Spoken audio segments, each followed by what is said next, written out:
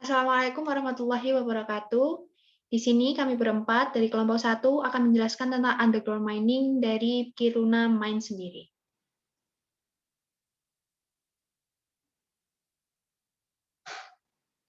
Untuk anggota dari kelompok satu, di sini ada Alia, Arta, saya sendiri Aufa, dan juga Aulia.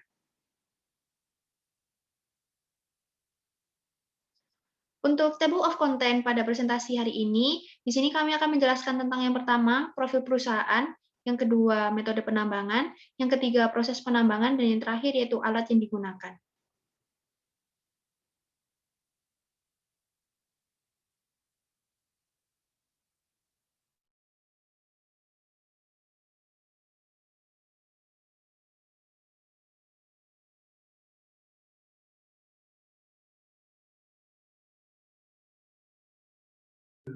Yang pertama ada Kiruna Mine. Di sini merupakan tambang bawah tanah, yaitu tambang Kiruna yang berada di North Bottom County, Lapland, dan memiliki metode penambangan yaitu sublevel caving dengan biji besi di laut Sahara.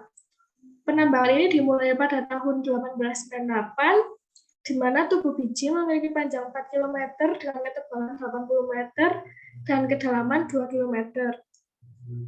Tambang ini telah menghasilkan lebih dari 950 mt biji besi sejak pembukaan, dengan jumlah cadangan yang aslinya sebanyak 1.800 mt. Selanjutnya untuk metode penambangannya adalah sublevel caving.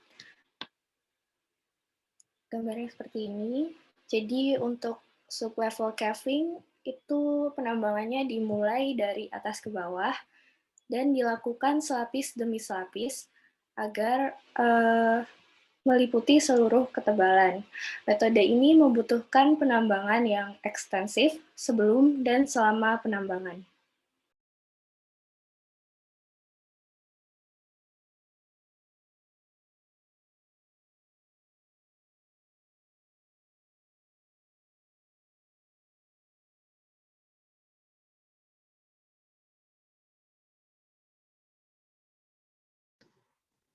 Dan selanjutnya yaitu siklus atau proses penambangannya sendiri. Di sini untuk tahun 2000. Selanjutnya untuk siklus atau proses. Baik, saya lanjutkan. Untuk siklus atau proses penambangannya ini yang pertama yaitu pengoboran.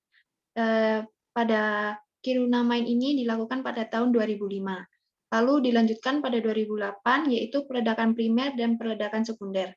Lalu pada tahun 2010 dilanjutkan dengan pemuatan sampai sekarang.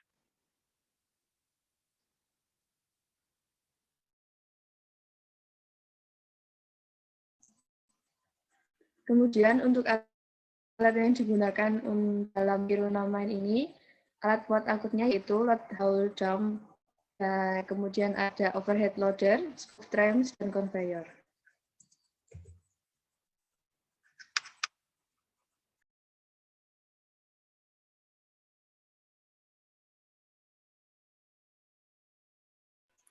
Yang pertama untuk load haul dumper adalah kombinasi dari front end loader dengan dump truck yang digunakan dalam operasi loading, hauling, dan dumping dari permukaan kerja ke alat angkut berikutnya. Untuk tenaga penggeraknya adalah tenaga diesel dengan jarak pengangkutan dekat kurang dari 5 km.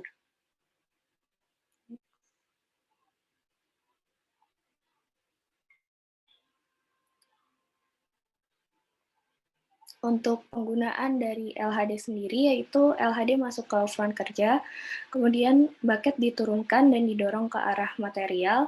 Setelah penuh, bucket diangkat dan LHD keluar secara mundur dari front kerja tambang ke tempat pendampingan atau ke alat selanjutnya. Untuk produktivitasnya itu digunakan untuk menggali, memuat batuan ke dalam truk, atau mentransport material ke permukaan. Untuk jenisnya ada diesel dan elektrik. Untuk yang diesel, lebih mudah dipindahkan, sementara untuk yang elektrik itu membutuhkan suplai dari tenaga listrik sehingga membutuhkan kabel trailing.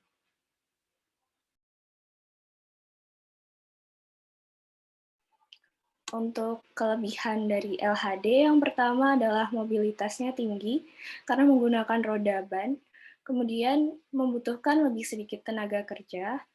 Selanjutnya, untuk produktivitasnya tinggi dan beroperasi secara kontinu. Untuk kekurangannya tidak bisa beroperasi di lereng yang tinggi dan sulit bermanuver karena memiliki badan yang besar. Selanjutnya untuk biaya perawatannya juga besar dan bekerja lebih lambat apabila mengangkut beban yang terlalu berat.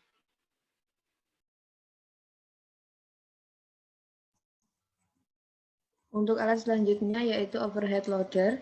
Jadi overhead loader ini merupakan alat muat yang dipergunakan di terowongan tambang bawah tanah. Bentuknya seperti shovel dan fungsinya pun sama seperti shovel, namun berbeda pada arah damping materialnya. Alat ini memiliki cara kerja mengeruk tumpukan material yang diambil oleh bucket, kemudian di dumping melewati atas cap operator sehingga seperti dilemparkan. Seperti itu. Untuk manuver sendiri, overhead loader bisa bergerak maju dan mundur. Jadi bisa dibilang lebih bisa dipergunakan di tempat yang sempit.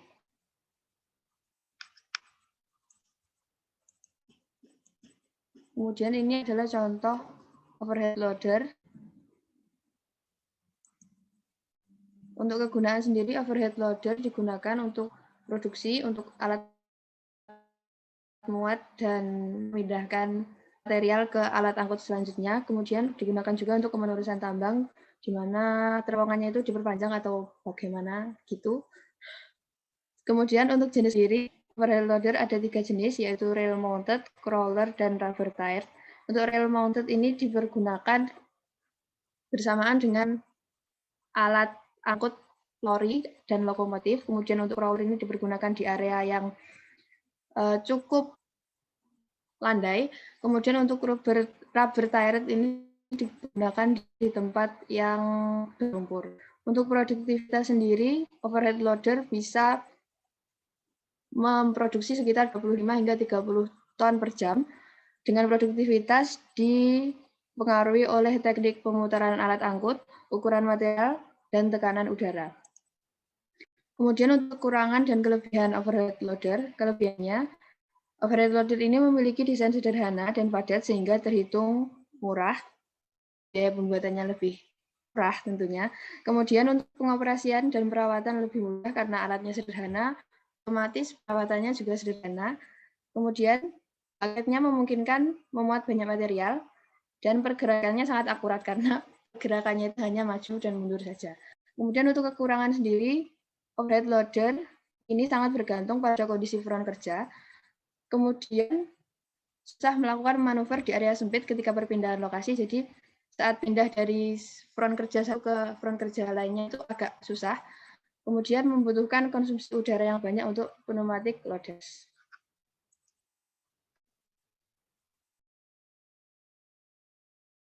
Selanjutnya ada scoop tram, di mana alat ini merupakan center articulating yang bergerak menggunakan ban karet dan memiliki low profile.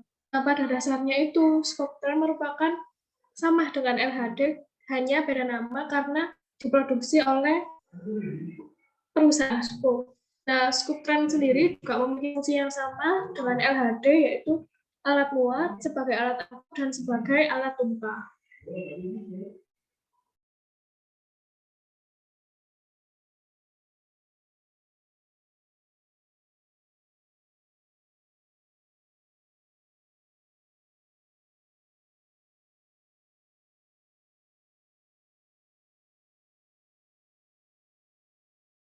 Untuk scoop tram sendiri memiliki kelebihan dan kekurangan yang hampir sama dengan LHD. Untuk kelebihannya yang pertama memungkinkan diperbaiki secara in place atau di tempat sehingga mengurangi downtime atau siklus waktu yang dikehendaki. Yang kedua, untuk jalan angkutnya tidak harus lurus, jadi bisa mengikuti dengan badan biji yang akan ngambang. Yang kelebihan yang ketiga yaitu dapat dioperasikan di kemiringan 35% downgrade, 25% upgrade, dan 30% side slope. Nah, untuk kekurangan sendiri, sama dengan LHD sebelumnya, akan tetapi untuk scoop train sendiri harga bannya lebih mahal, yaitu sebesar $20 per jamnya.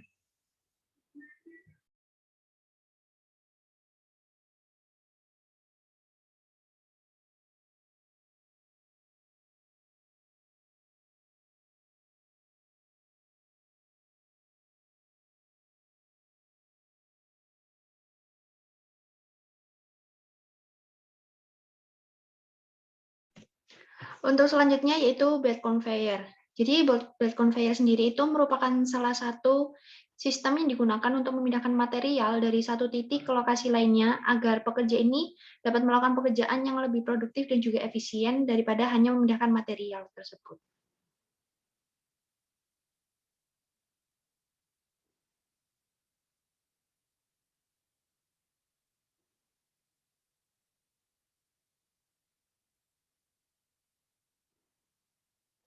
Untuk belt conveyor sendiri, bagaimana sih cara kerjanya?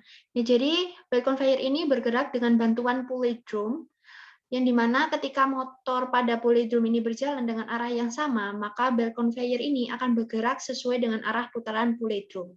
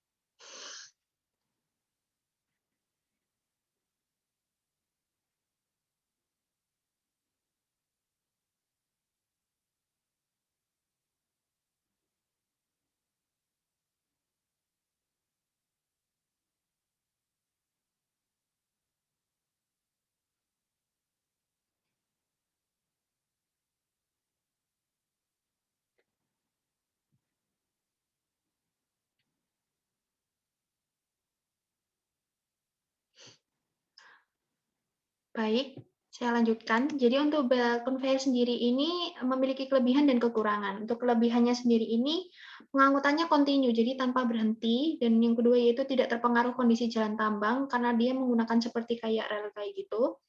Lalu meningkatkan produktivitas, jadi pekerja ini tidak memfokuskan untuk memindahkan material dari titik satu ke titik lainnya, jadi bisa menggunakan belt conveyor untuk meningkatkan produktivitasnya. Dan juga mencegah material-material ini tercecer, dan tidak menimbulkan polusi, dan juga tidak menimbulkan getaran tanah. Untuk kekurangannya sendiri ini, bila ada kerusakan, proses produksinya ini akan terhenti secara keseluruhan. Jadi untuk perawatan belt conveyor ini harus dilakukan secara berkala dan berhati-hati. Dan kekurangan yang kedua yaitu memerlukan persiapan yang cukup lama, karena mungkin jarak antara di bawah tambang bawah tanah dan juga ke permukaan ini cukup panjang, jadi persiapannya ini cukup lama.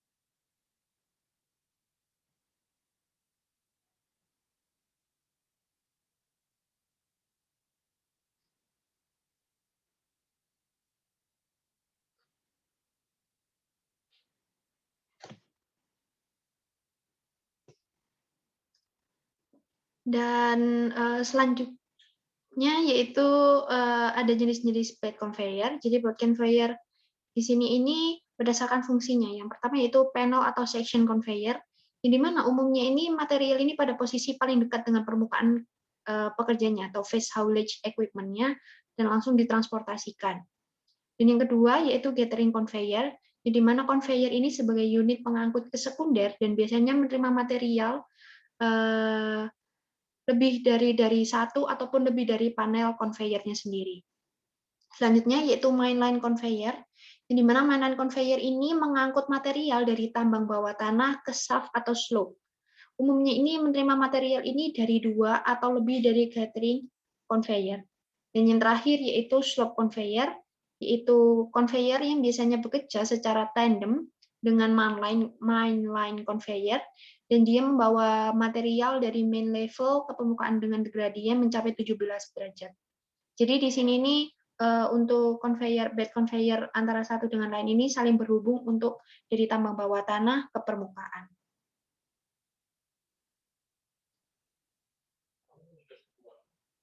Sekian dari presentasi kami. Mohon maaf bila ada salah kata maupun perbuatan. Wassalamualaikum warahmatullahi wabarakatuh.